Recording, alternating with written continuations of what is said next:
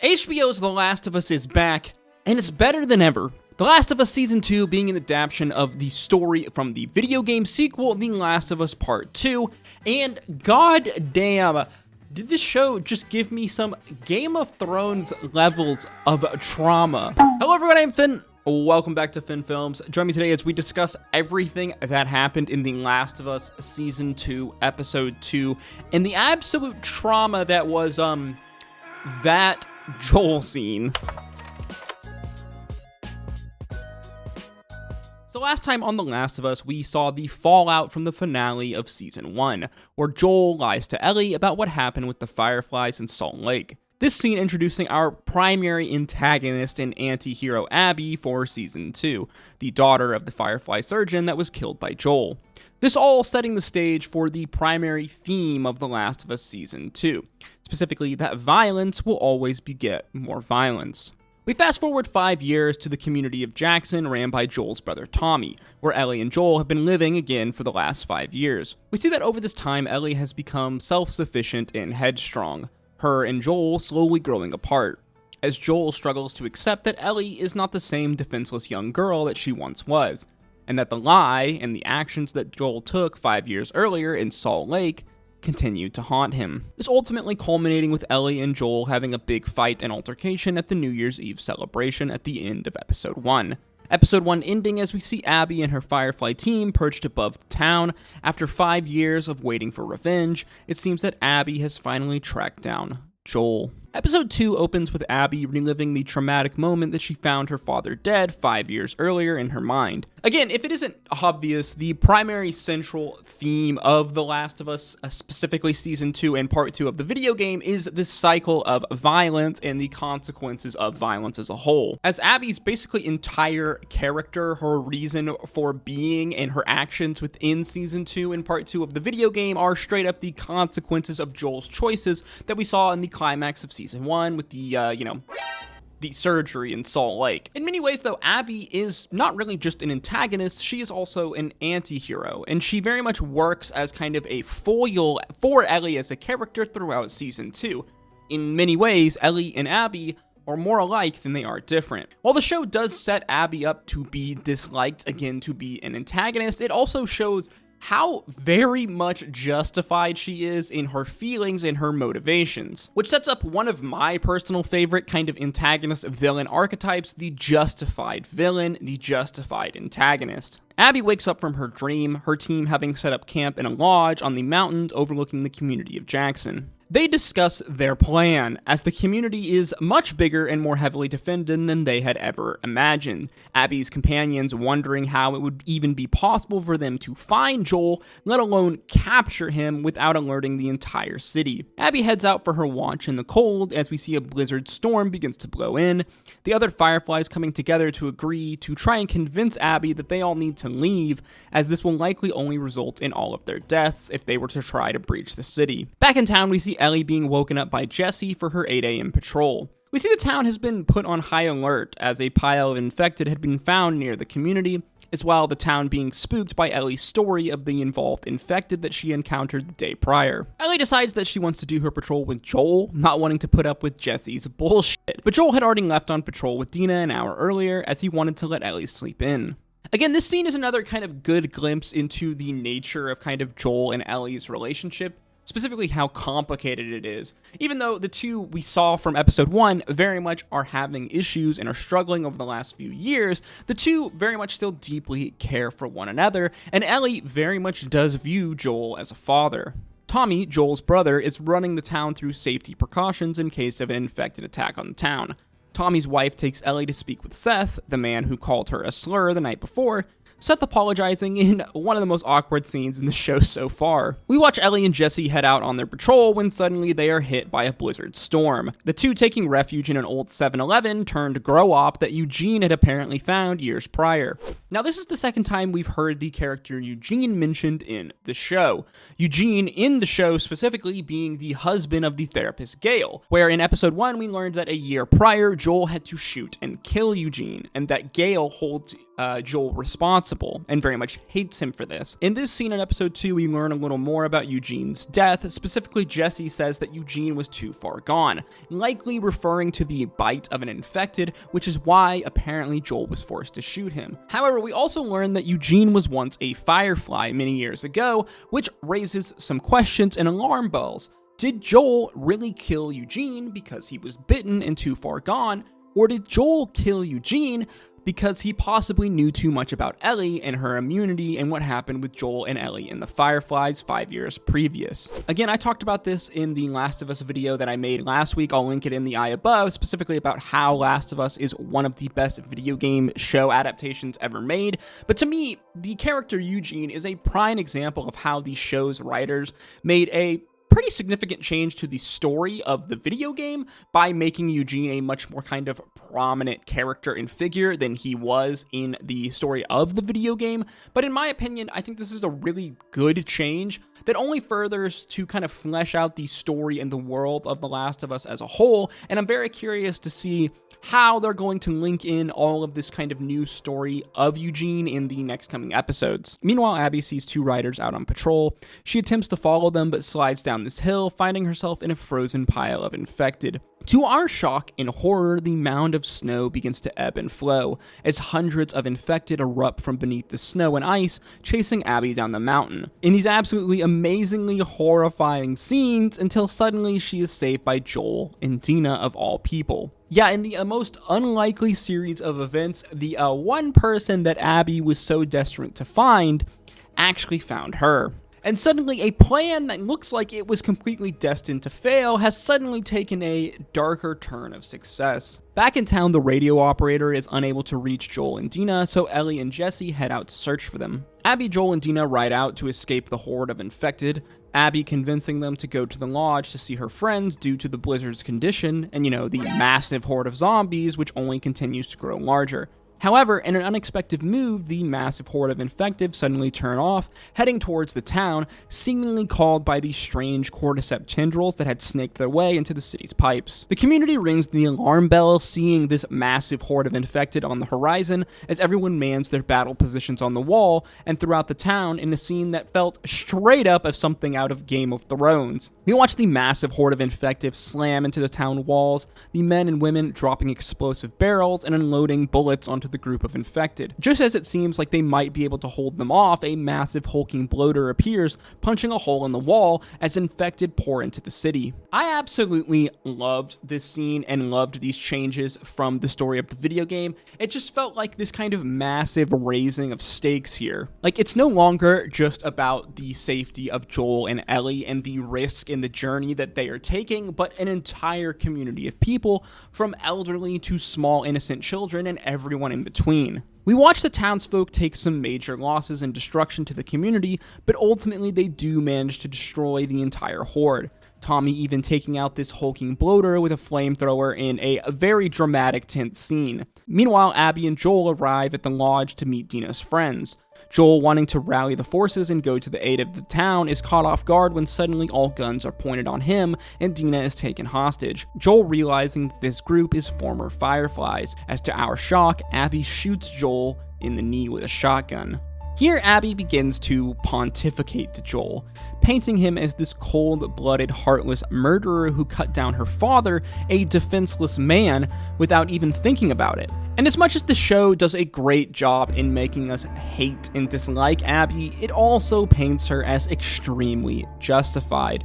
Abby is very much a product of the violence that Joel has dealt out, the death of her father at only the age of 19, transforming her into this cold and calculating vessel of revenge that we see before us, hell-bent on finding and killing the man responsible. As much as the other Fireflies want justice, you can tell that for Abby this is much more personal. This is something that has completely consumed her and changed her sense of morality. She doesn't just want revenge for the death of her father, no, she wants to make Joel suffer. We see Ellie making her way through the blizzard, stumbling upon Joel and Dina's horses. She creeps her way through the lodge, hearing the dull thuds of Abby beating down Joel on the floor above. She bursts in, seeing Joel on the ground, bloody and beaten. But before she can shoot Abby, she is taken down and subdued by the Fireflies. Ellie pleads with Joel to get up, as she is in disbelief looking at him. This man who had been her rock, her pillar of strength, a man who had done the unthinkable to save her and many others' lives, was now reduced to a lifeless, bloody pulp on the ground before her. Ellie then can only watch on in shock and horror as Abby finally deals the final blow, Joel's life leaving his body before Ellie's eyes. Ellie screaming out that she will kill Abby, as we see now that the cycle of violence begins to repeat itself once again. The Fireflies leave as Ellie, with tears in her eyes, crawls to the man who had become her father, holding his body tightly in this absolutely heartbreaking, tragic scene. As we listen to the song Through the Valley begin to play, a song that was sung by Ellie in The Last of Us Part 2, the video game, by the voice actress Ashley Johnson, the voice of Ellie. Shout out to all my Critical Role homies out there. Episode 2 being titled Through the Valley, like the title of the song reflecting on walking through the valley of death and all of the things that Ellie would do to avenge Joel.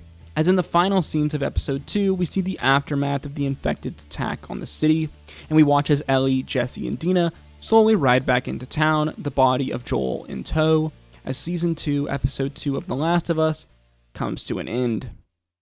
Oh, Jesus Christ, where do I even begin with this episode? This is arguably one of the most important episodes that they will make throughout this entire season. One of the most important scenes, important episodes of this story as a whole, that of Joel's death. And goddamn, did they nail it. Even for fans of the video game, people who know the story of The Last of Us like me, this was very hard to watch.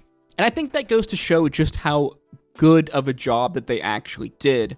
Again, The Last of Us Part 2, The Last of Us Season 2, is a story of violence, the consequences of violence, and the circle of violence, the Ouroboros, if you will, of violence, how violence constantly begets more violence. Specifically, the fallout of Joel's decision from the finale of Season 1, Joel's decision to ultimately, basically, sacrifice the world by potentially giving up a cure. We remember that Ellie is immune to the infected. She is immune to the cordyceps virus. It is possible that the Firefly scientists could have found a cure using Ellie. However, the surgery on Ellie would have ultimately cost her life. Joel was unable to sacrifice Ellie for this greater good, as the story of The Last of Us Part 1 is very much a story of two people. A story of a man who lost his daughter ultimately coming to love again, coming to love this girl, this immune girl, as his daughter, and vice versa. This story of this girl who was in many ways kind of abandoned and orphan, ultimately finding a father figure, someone who loves and cares for her, and her very much kind of embodying everything that Joel stands for. In many ways, Ellie, by the time we are in Season 2, Part 2 here, has very much become a mini Joel. However, Joel's decision, his unwillingness to sacrifice Ellie, and the violence that he took, killing all of the Fireflies and the surgeon, is ultimately the series of events that led to the creation of Abby. Abby spending the next 5 years wanting revenge, and here in this episode ultimately getting her revenge on the man who killed her father. In turn, then, it is Abby's violence, Abby's unwillingness to forgive and move on, that again created another character. It created Ellie. So then, it was Joel's violence that created Abby. Abby then, unwilling to forgive Joel, and enacted violence on him, which ultimately created Ellie, which ultimately changed Ellie's character forever, and set in motion the events and the story of The Last of Us Part 2, The Last of Us Season 2. This is very much the crux of kind of the story for Season 2, is now Ellie's quest for revenge on Abby and all of the crazy events that go on to her while she tries to hunt Abby down.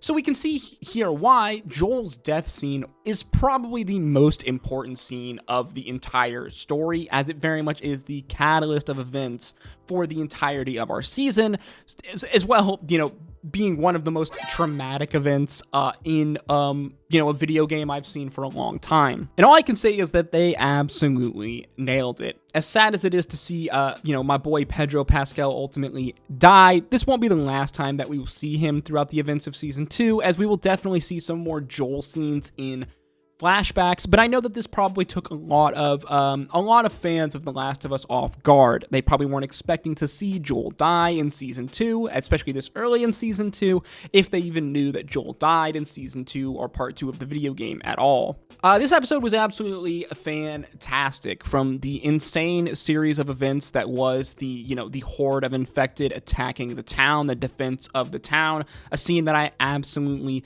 loved and was really cool getting to see kind of glimpses of it in the behind the scenes at the end of the episode. This was a super epic, awesome scene, and I think it really helped kind of raise the stakes for, The Last of Us show and just the story overall, and it helps us really, I think, get more invested into all of these new sets of characters that we are seeing here, and we see just how dangerous the world of The Last of Us even still now is, even after they've built this kind of massive community and kind of made this kind of thinly veiled kind of sense of safety around them. Ultimately, though, this episode is about Ellie, Abby, and Joel, and the consequences of the violence that Joel enacted, and the cycle now continuing. I absolutely love Abby as a character, her character archetype, this justified antagonist. Abby being very much disliked. They do a really good job in making you dislike her again in this episode, but you can't help but also kind of relate to her, even if you don't want to admit it.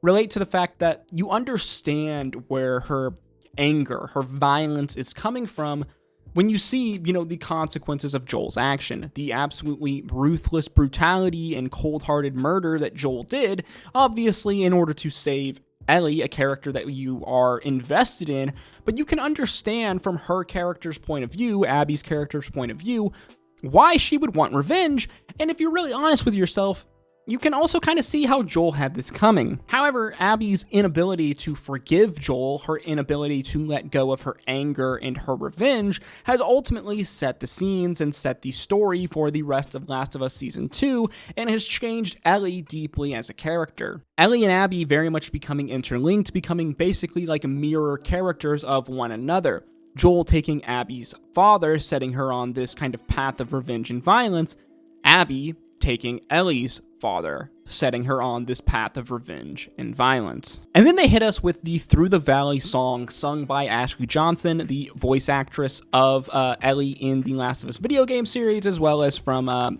Critical Role. Shout out my D&D homies out there, and this was an absolutely amazing choice in my opinion, as far as from a cinematic point of view. This song is a very kind of intrinsic through line to the story of The Last of Us Part 2 in the video game, as well as kind of the nature and the relationship of Joel and Ellie, the role of Ellie's guitar in the story of The Last of Us Part 2, and how that relates to her and Joel's relationship, and then obviously the loss of Joel and what this means to her. There's so much symbolism going on here. A little bit of spoilers, so I'm not going to get into it. I'm sure it will play out in The Last of Us Season 2 here, but goddamn, man, they are just absolutely nailing this show and this video game adaptation. I know some fans were a little bit upset in Episode 1 with kind of how Ellie's character has slightly changed, specifically Ellie becoming a little bit annoying and kind of full of herself. But again, I think that this is completely fine. I think this is how you are kind of supposed to view Ellie. This is obviously how they wanted to introduce Ellie's character before this moment here, with this dramatic character event and character change that she will go through. Again, I talked about it in that video, but for a number of reasons, in my opinion, The Last of Us is probably the best video game adaptation of all time so far. It's definitely up there, if not the best overall. And if it continues to go like this from what we saw in Episode 2 here, I don't think it's even going to be close. As always though, guys, these are just my thoughts and opinions, so feel free to let me know yours in the comment section down below. What did you think of The Last of Us Season 2, Episode 2, and that Joel scene? Goddamn, man, I think I need a cigarette after that one. As always, if you did enjoy the video, please make sure you like, comment, and subscribe, as that is the easiest way to support me, and it really does go a long way in putting this video into the algorithm. If you did like this video, then why don't you check out some of my other Last of Us content on screen now. And as always, I hope to see you in the next one, guys. Stay safe out there. Until next time, peace, love, Adu.